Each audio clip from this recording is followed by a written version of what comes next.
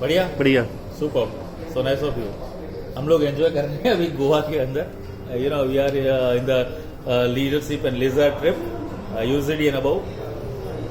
बताइए वेद, क्या क्या जानना चाहते हैं आप मेरे से? सर यही जानना चाहते हैं कि आपने एमबीए बिजनेस, सबसे पहला आपका एमबीए बिजनेस था जो कि बहुत अच्छे से आपने किया था Right. और एक अच्छी खासी रिस्पेक्टेड पोजीशन पे आप थे जी। लेकिन उसके बाद कुछ चीज़ें आपने शायद देखी होंगी और उसके बाद में आपने वेस्टिज ज्वाइन किया। तो मैं थोड़ा सा ये जरूर जानना चाहूँगा कि एमबीए जो इतनी बढ़िया कंपनी है उसके बावजूद आपने वेस्टिज में आने का निर्णय क्यों लिया, और आज एक वेस्टिज में भी आपने एक डीयूसीडी की अच्छी पोजीशन पे है, तो ये सफ़र आपका कैसा रहा? Oh fantastic. सबसे पहली बात तो मैं बहुत खुश हूँ आज। जो हमने डिसीजन लिया उसके पीछे कुछ रीजंस थे, राइट। मेरे को आज तक समझ में नहीं आता वेद की लोग क्यों इन चीज़ों से घबरा रहे हैं, क्यों डर रहे हैं डिसीजन लेने से। एक्चुअली हम इस इंडस्ट्री में आए थे, मैं एक बिजनेसमैन हूँ विद वैरायटी ऑफ बिजनेसेस और हम इस इंडस्ट्री में आए थे हम अपने सपनों को लेके। हम चाहते थे कि हमारे सपने पूरे हों, जो हमारे ट्रेडिशनल बिजनेसेस से सपने पूरे नहीं हो रहे थे। तो जब हमने एमबीए शुरू किया इनिशियली, तो कहीं ना कहीं हमें वो होप दिखी जहाँ पे हमें लगा कि वाकई में एक बहुत पावरफुल इंडस्ट्री है, बहुत पावरफुल कॉन्सेप्ट है where we can achieve our dreams. पर 2002 से लेकर 12-13 साल तक हमने वहाँ पे काम करने के बाद हमें लगा कि समथिंग इज मिसिंग यार, कुछ छूट रहा है ना। लग रहा है कि हम तो एक अच्छे लेवल पे पहुंच गए थे। We are enjoying world trips and अच्छी इनकम थी, उतनी अच्छी नहीं आज की जितनी है उतनी नहीं, लेकिन फिर भी ठीक थी यार।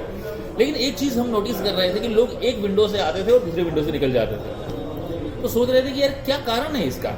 अगर कॉन्सेप्ट में दम है, इंडस्ट्री पावरफुल है, तो लोगों के सपने पूरे होने चाहिए। और हमारे ऊपर रिस्पॉन्सिबिलिटी थी यार बहुत सारे लोगों की। लोग हम पे ब्लाइंड फेथ करते थे, लोग हमें स्टेज से सुनते थे, लोग हमारी सीढ़ियां सुनते थे। तो कहीं ना कहीं हमें दिल में ये लगता था कि इन लोगों को अगर हम झूठी होप तो नहीं दे रहे ना। और जब एक इंडियन कंपनी की तरफ से हमें ये मौका मिला, जब एक इंडियन कंपनी इतना बेहतरीन काम कर रही है और हमने देखा कि जो लोग हमसे सीख के हमारी मीटिंगों में आके वेस्टीज के साथ इतना अच्छा पैसा बना रहे हैं और हम कुछ नहीं कर रहे। हमारी लीडरशिप में तो कोई कमी नहीं थी, हमारे पास सिस्टम भी था, एवरीथिंग सब कुछ परफेक्ट था। तो कहीं ना कहीं हमें वो चीज चुभी। हमें लगा कि हम इस इंडस्ट्री में आए हैं हमारे सपनों के लिए और हमारे लोगों के सपनों के लिए। और जब वेस्टीज में एक होप दिखा तो एक डिसीजन लिया। और मैं हमेशा कहता हूँ दोस्त, मौका है ना सबको मिलता है, लेकिन खिलाड़ी वो होता है जो मौके पे चौका मारे।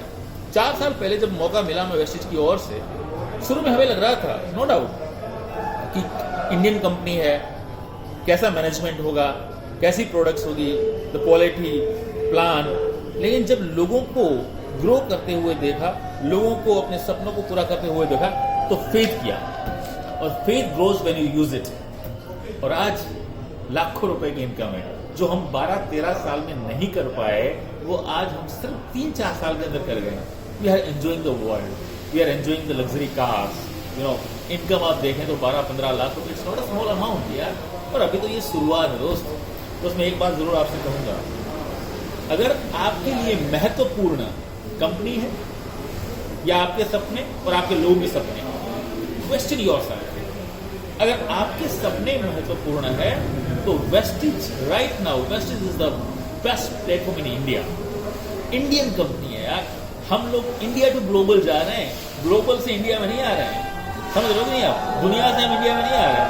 यानी कि जब वेस्टीज जिस कंट्री में जाएगी उस कंट्री में आपका बिजनेस होगा, वहां की करेंसी आप इंडिया में बैठे बैठे कमा सकते हो। This is not a small thing. हम लोग बात करते हैं ग्लोबल बिजनेस की, हम लोग बात करते हैं इंटरनेशनल बिजनेस की, जो कहीं और नहीं है दोस्त। समझो तो सही, ये मौका है, चौका मारना या मिस करना है आपके हाथ में। Thank you so much. So nice. Thank you.